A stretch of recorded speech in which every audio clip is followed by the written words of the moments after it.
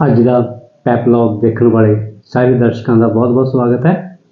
ਮਿਤੀ 16 ਅਕਤੂਬਰ ਨੂੰ world food ਡੇ, ਜਿਸ ਦਾ ਮਤਲਬ ਹੈ ਕਿ ਸੰਸਾਰ ਭੋਜਨ ਦਿਵਸ ਮਨਾਇਆ ਗਿਆ, ਜਿਸ ਦਾ ਇਸ ਸਾਲ ਦਾ ਸਲੋਗਨ ਹੈ ਚੰਗੀ ਸਿਹਤ ਅਤੇ ਚੰਗੇ ਭਵਿੱਖ ਲਈ ਚੰਗੀ ਖੁਰਾਕ ਦਾ ਹੱਕ। ਸ਼ਾਇਦ ਬਹੁਤ ਹੀ ਘੱਟ ਲੋਕਾਂ ਨੂੰ ਇਹ ਪਤਾ ਹੋਵੇਗਾ ਕਿ ਭਾਰਤ ਦੇ ਵਿੱਚ ਤਕਰੀਬਨ ਇੱਕ ਸਦੀ ਪਹਿਲਾਂ ਔਸਤ ਮਨੁੱਖ ਦੀ ਉਮਰ 19 ਸਾਲ ਦੇ ਲਗਭਗ ਸੀ, ਜੋ ਕਿ ਅੱਜ ਵੱਧ ਕੇ 67 ਸਾਲ ਤੋਂ ਉੱਪਰ ਹੋ ਗਈ ਹੈ। ਇਹਦਾ ਸਾਰਾ ਸਿਹਰਾ ਵਿਗਿਆਨੀਆਂ ਨੂੰ ਅਤੇ ਕਿਸਾਨਾਂ ਨੂੰ ਜਾਂਦਾ ਹੈ, ਕਿਉਂਕਿ ਜੋ ਹਰੀ ਕ੍ਰਾਂਤੀ ਜਾਂ ਜਿਸ ਨੂੰ ਅਸੀਂ ਗ੍ਰੀਨ ਰੈਵੋਲੂਸ਼ਨ ਕਹਿੰਦੇ ਹਾਂ, ਜਿਸ ਲਈ ਕਿਸਾਨਾਂ ਦੀ ਅਣਥੱਕ ਮਿਹਨਤ ਅਤੇ ਰਸਾਇਣਕ ਖਾਦਾਂ ਨੇ ਬਹੁਤ ਯੋਗਦਾਨ ਪਾਇਆ ਅਤੇ ਭਾਰਤ ਦੇ ਵਿੱਚ ਅੱਜ ਉਸ ਭੁੱਖਮਰੀ ਤੋਂ ਕੁਝ ਨਿਜਾਤ ਪਾ ਲਈ ਹੈ। ਪਰ ਫਿਰ ਵੀ ਅੰਕੜੇ ਜੋ ਦੱਸਦੇ ਹਨ, ਉਹਨਾਂ ਅਨੁਸਾਰ ਭਾਰਤ ਦੀ ਸਥਿਤੀ ਬਹੁਤ ਹੀ ਤਰਸਯੋਗ ਹੈ। ਜਦੋਂ ਅਸੀਂ 100 ਸਾਲ ਪਹਿਲਾਂ ਦੀ ਗੱਲ ਕਰਦੇ ਹਾਂ, ਉਸ ਵੇਲੇ ਲੋਕ ਭੁੱਖਮਰੀ, ਭੁੱਖ ਅਤੇ ਕੁਪੋਸ਼ਣ ਨਾਲ ਪੀੜਤ ਸਨ, ਕਿਉਂਕਿ ਭਾਰਤ ਵਿੱਚ ਇੰਨੀ ਫਸਲ ਹੀ ਪੈਦਾ ਨਹੀਂ ਹੁੰਦੀ ਸੀ। ਬੇਸ਼ੱਕ ਸਾਡੇ ਦੇਸ਼ ਵਿੱਚ ਅੱਜ ਵੀ ਭੁੱਖਮਰੀ ਅਤੇ ਕੁਪੋਸ਼ਕਤਾ ਆਮ ਪਾਈ ਜਾਂਦੀ ਹੈ। ਅਨਾਜ ਦੇ ਭੰਡਾਰਾਂ ਨਾਲ ਗੋਦਾਮ ਭਰੇ ਪਏ ਹਨ। ਵਿਗਿਆਨ ਨੇ ਰਸਾਇਣਕ ਖਾਦਾਂ ਬਣਾ ਕੇ ਹੀ ਫਸਲਾਂ ਦੀ ਪੈਦਾਵਾਰ ਵਿੱਚ ਵਾਧਾ ਕੀਤਾ ਹੈ, ਜਿਸ ਨਾਲ ਇਹ ਔਸਤ ਉਮਰ ਵਧੀ ਹੈ। ਪਰ ਇਸ ਦੇ ਨਾਲ ਜੋ ਵਾਤਾਵਰਣ ਦਾ ਨੁਕਸਾਨ ਹੋਇਆ ਹੈ, ਉਸ ਦੀ ਭਰਪਾਈ ਹੋਣੀ ਮੁਸ਼ਕਲ ਹੈ। 1 ਕਿਲੋ ਚਾਵਲ ਉਗਾਉਣ ਲਈ 2500 ਤੋਂ 5000 ਲੀਟਰ ਤੱਕ ਪਾਣੀ ਖਰਚ ਹੋ ਜਾਂਦਾ ਹੈ, ਜਿਸ ਨਾਲ ਬਹੁਤ ਸਾਰੀ ਜਗ੍ਹਾ ਧਰਤੀ ਥੱਲੇ ਦਾ ਪਾਣੀ ਦਾ ਸਤਰ ਬਹੁਤ ਹੇਠਾਂ ਚਲੇ ਗਿਆ ਹੈ। ਬੇਸ਼ੱਕ ਇਸ ਚਿੰਤਾ ਨੂੰ ਧਿਆਨ ਵਿੱਚ ਰੱਖਦੇ ਹੋਏ ਆਰਟੀਫਿਸ਼ੀਅਲ ਇੰਟੈਲੀਜੈਂਸੀ ਦੀ ਮਦਦ ਨਾਲ ਸੱਗੂ ਬੱਗੂ ਨਾਮ ਦੇ ਪ੍ਰਯੋਗਿਕ ਮਾਡਲ ਤੇ ਤੇਲੰਗਾਨਾ ਦੇ ਖੰਮਮ ਜ਼ਿਲ੍ਹੇ ਵਿੱਚ ਕੰਮ ਹੋ ਰਿਹਾ ਹੈ ਕਿ ਕਿਸ ਤਰ੍ਹਾਂ ਪਾਣੀ ਦੀ ਸਹੀ ਵਰਤੋਂ ਕੀਤੀ ਜਾਵੇ।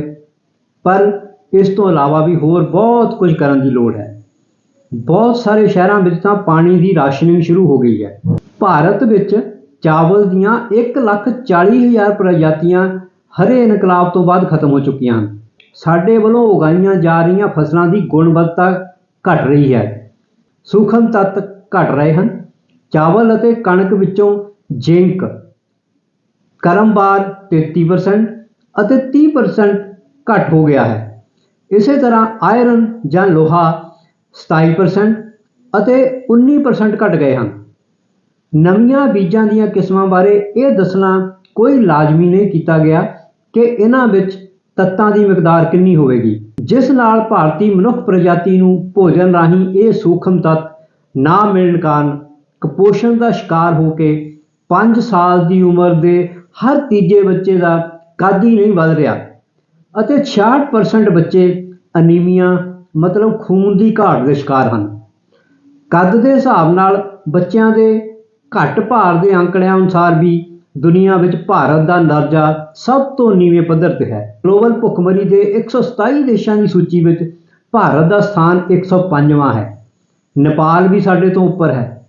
ਮਤਲਬ ਕਿ ਆਬਾਦੀ ਦੇ ਲਿਹਾਜ਼ ਨਾਲ ਪੂਰੀ ਦੁਨੀਆ ਦੇ 5ਵੇਂ ਨੰਬਰ ਵਾਲੇ ਦੇਸ਼ ਬ੍ਰਾਜ਼ੀਲ ਦੀ ਕੁੱਲ ਆਬਾਦੀ ਦੇ ਬਰਾਬਰ ਤਕਰੀਬਨ 20 ਕਰੋੜ ਕੁਪੋਸ਼ਕ ਲੋਕ ਭਾਰਤ ਵਿੱਚ ਹਨ। ਬੇਸ਼ੱਕ ਭਾਰਤ ਵਿੱਚ ਰਿਕਾਰਡ 332 ਮਿਲੀਅਨ ਟਨ ਖਾਦ ਪਦਾਰਥਾਂ ਦੀ ਉਪਜ ਸੰਨ 2023-24 ਵਿੱਚ ਰਿਕਾਰਡ ਕੀਤੀ ਗਈ।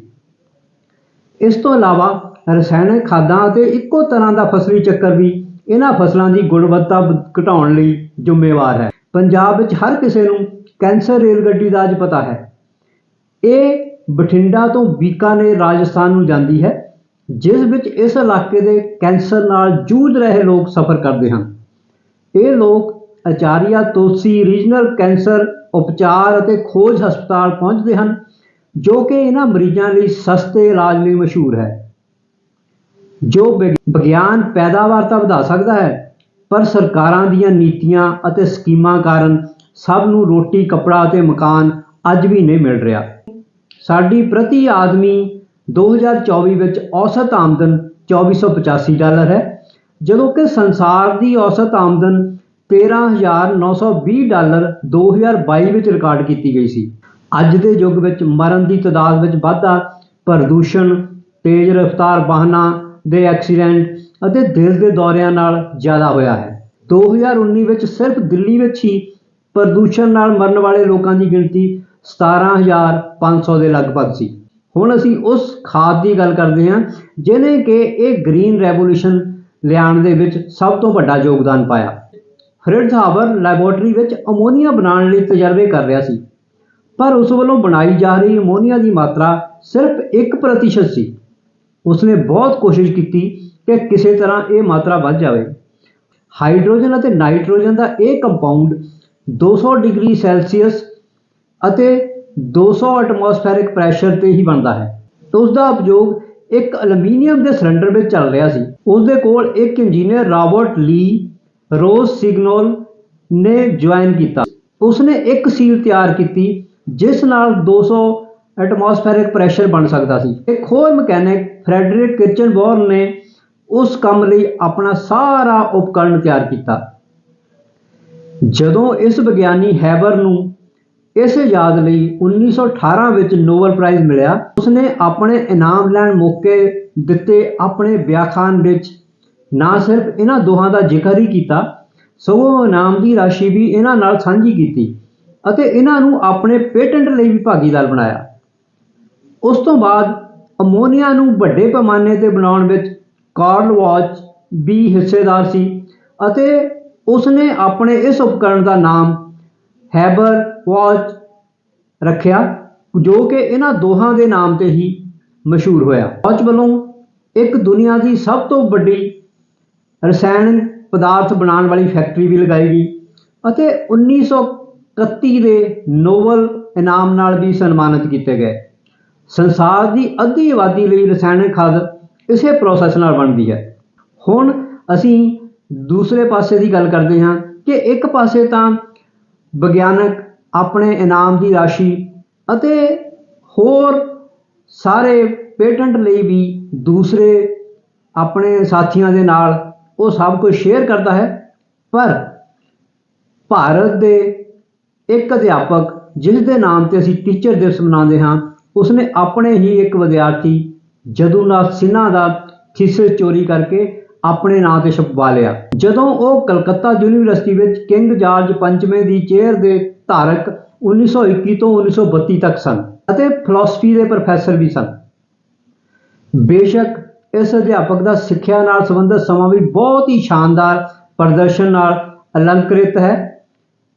ਜਦੂਨਾਥ ਸਿਨਹਾ, ਜੋ ਕਿ ਹੁਣ ਮੈਸੂਰ ਦੇ ਵਿੱਚ ਇੱਕ ਲੈਕਚਰ ਲੱਗੇ ਹੋਏ ਸਨ, ਨੇ ਇਸ ਚੋਰੀ ਦਾ ਵਿਰੋਧ ਕੀਤਾ।